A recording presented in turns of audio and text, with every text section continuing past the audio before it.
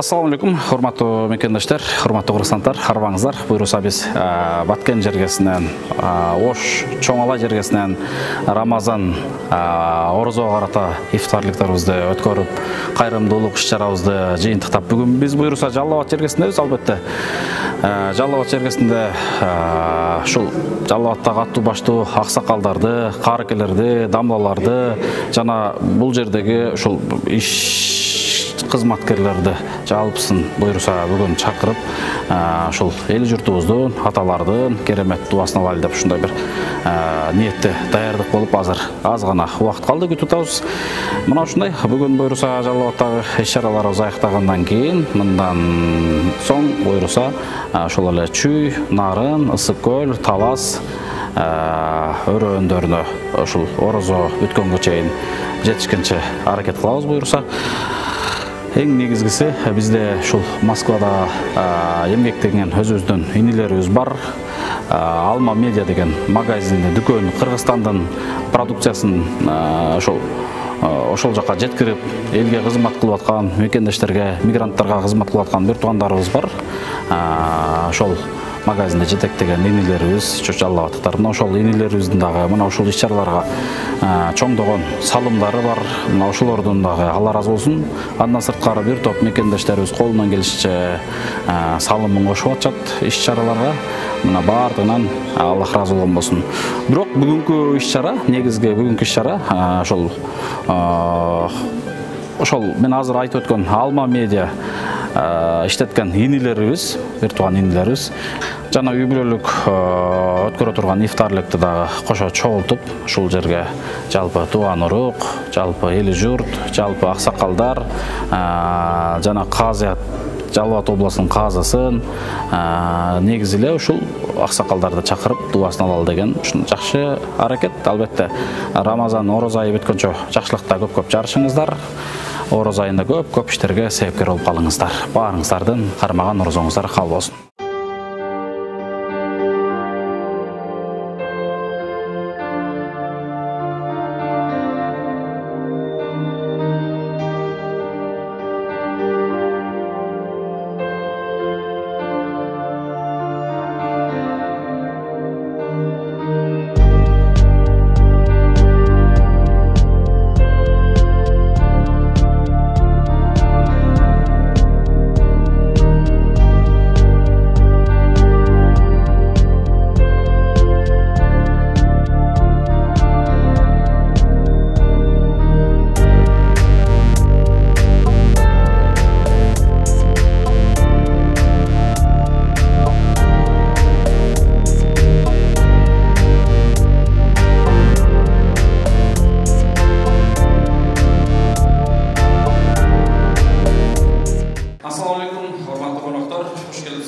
Баарыңыздардын кармаган орозоңуздар кабыл болсун.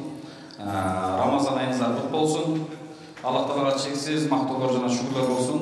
Ушул Рамазан айына, ушул күнгө жеткирип атканына. Албетте алыс жакындан келген, алыстан Окелден жана Сузак районунун ар бир айыл өкмөттөрүнөн келген аталар, абалар келип отурасыздар.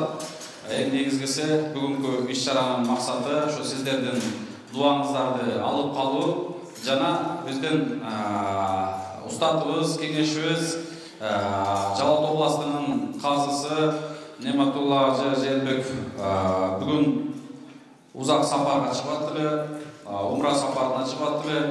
Ошого бүгүнкү күндү белгилеп кетердин астында бир дуасын алып калалы деп атай шашып, мына ушул күндү белгилеп алдык.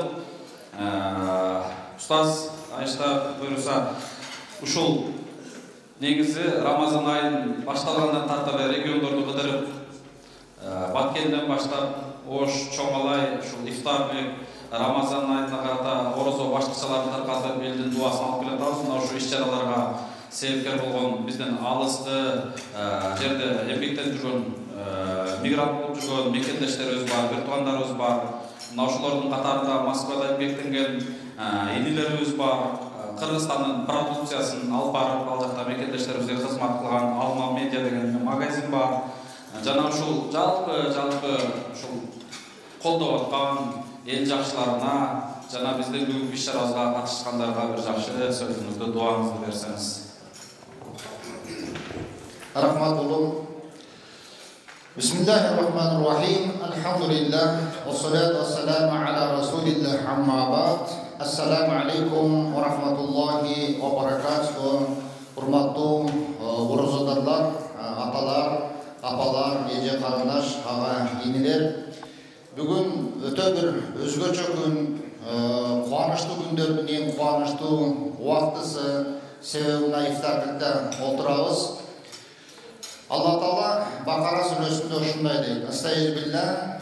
Ya eyyuhellezine amanu kutiba aleykumus-siyamu kema kutiba alellezine min qablikum la'allakum tattaqun. Sadaqallahul azim. Sizlerge orozо farz kılınganday, murunku doğrudogу insanlarga farz kılınganday sizlerge dagы farz kılındı. Kana emisiler takvalar bolsоңор деген аят. Рамазан айынын көркүнө чыгаруучу бул инсандардын таквалыгы. Биринчи 10 күндүктө Алла Тааланын рахмат күндөрүндө орозо туттук. Азыр биз мына Алла Тааланын магфират күндөрүндө турабыз. Акыркы учурлардан экинчи, үчүнчү адамдан сурасаң жүрөгүм ооруйт дейт. Андан кийинкисинен сурасаң давлениям бар дейт. Анан сурасаң стрессте жүрөм. Кийинкисинен сурасаң уйкум жок, тамак кыла албай атам, ашказанам ооруйт дейт. Андан кийинкисинен сурасаң мен сахармын дейт. Акыркы учурларда мына ушундай оорулар күч алды. Мына буну балабыз Медер ажы бул жагы Индия, Türkiye, Россия жерлерine апарып, bir топ адамдарды дарылап, айыктырып, ошолардын шифасына себепкер болуп келип атат. Бүгүнкү күнү мына ушул дарттардан айыга турган Алла Тааланын кечирим деген шифасынын үстүнө биз жашап жатабыз. Эгерде Алла Тааланын ушул кечирим деген таблеткасын, дабасын биз бүгүн иче турган болсок, жүрөк оору токтойт. Жүрөк оору токтосо, жүрөктүн ритми өз ордунда сого баштаса, автоматтык түрдө давление түшөт. Давление түшкөндөн кийин баш оору оорубай калат. Жеген ашың, уйкуң тынч болот, башыңдагы стресс кетет. Ушул оорулар кеткенден кийин иншалла биздерде сахар өзүнөн өзү айыга тургандар. Биз бирөөнү кечире bitmeslikten жүрөгө бүткүл кыжалачылыкты топтоп, ушул ооруларды биз өзүбүзгө өзүбүз ашырып атабыз. Мына мен силерге бир тууганыңыздар катары, казыңар катары силерден суранам, бүгүн түнкү 2 рекет тахажжуд намазына туруп, 2 рекет тахажжуд намаз окуп, мага ким туура эмес көз караш кылган болсо, ким жаман сөз айткан болсо, ким мени капа кылган болсо, баардыгын мен кечирдим деп жүрөктөн бир кечирим менен жүрөктү бир бошотоюнчу туугандар. Аллага кайрылып сурайлык, я Раббим, мен да ошол күнөөлөрдөн кур эмесмин. Мен да кетирген күнөөлөрүмдү сен кечиргин деп бүгүн Аллах үчүн калыс ушул кечиримди иш жүзүнө ашырайчы туугандар. Эгерде ушул нерсени биз бүгүн ишке ашыра турган болсок, анда биздин тутуп жаткан орозобуз кабыл болду деп иншалла бизди да эсептеңиздер.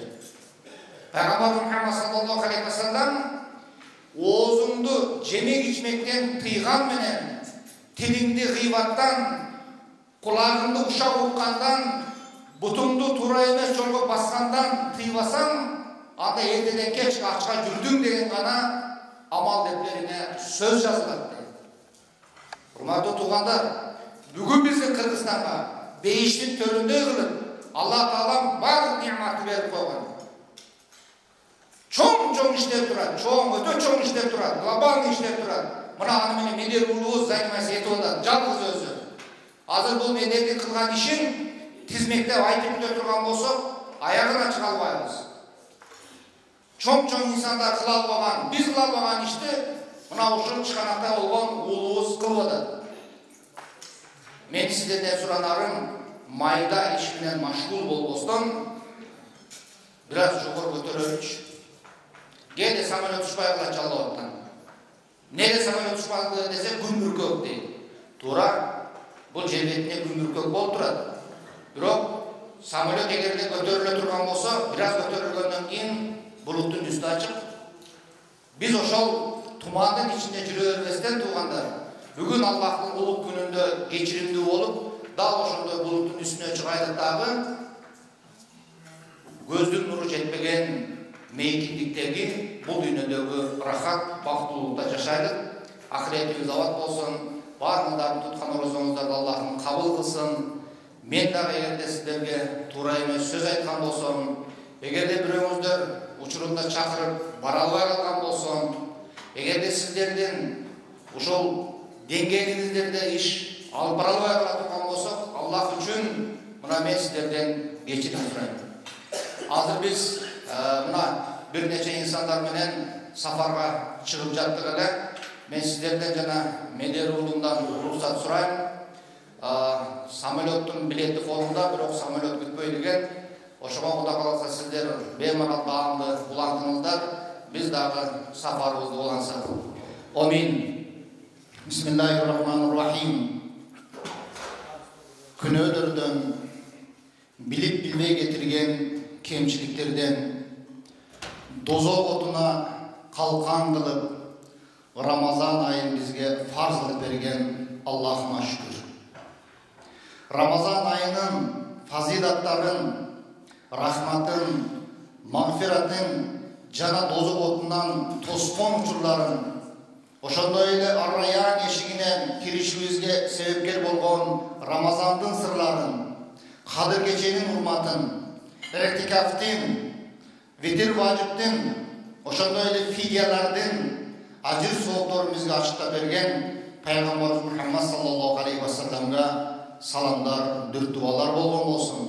Аллахым жамаатыбыз менен туткан орозолорубузду өз дергейинде кабыл кыл.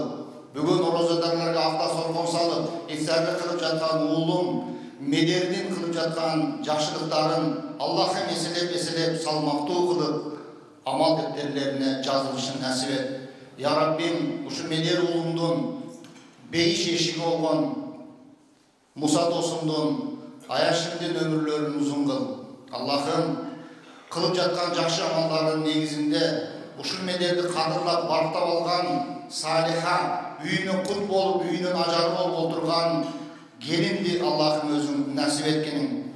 Ушул жерге чакырыкка жооп кылып кадам таштап берген ар бириңиздердин туткан орозоңуздарды, кылып жаткан жакшылыгыңыздарды Аллах таалам кабыл кылып, ахирет күнүндө бейиштен ар бириңиздерге бирден касырды насип кылган болсун. Аллахым, кылып жаткан ишиңиздерде ийгилик, үй бүлөңүздөрдө тынччылык, алдыңыздарда албан жеңишке жетүүчү жакшы амалдарды Аллахым баарыңыздарга насип кылсын. Иншалла бинилла, Меккеге барганда дагы Байтуллахта сиздердин баарыңыздарга калыс дуа кылабыз. Дагы ушундай автосторкон жакшылык күндөрү баарыбыз бирге жолугушты Аллах насип кылсын.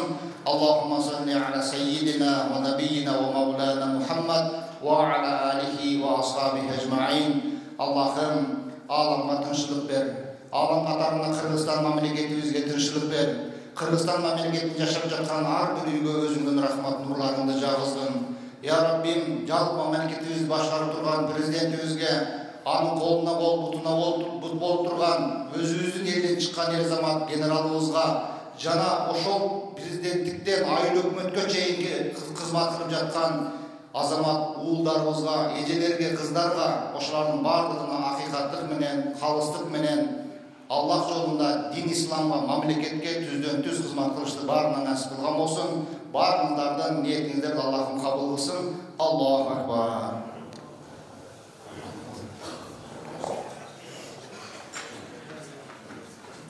وتلك الجنة التي نورث من عبادنا من كان تقيا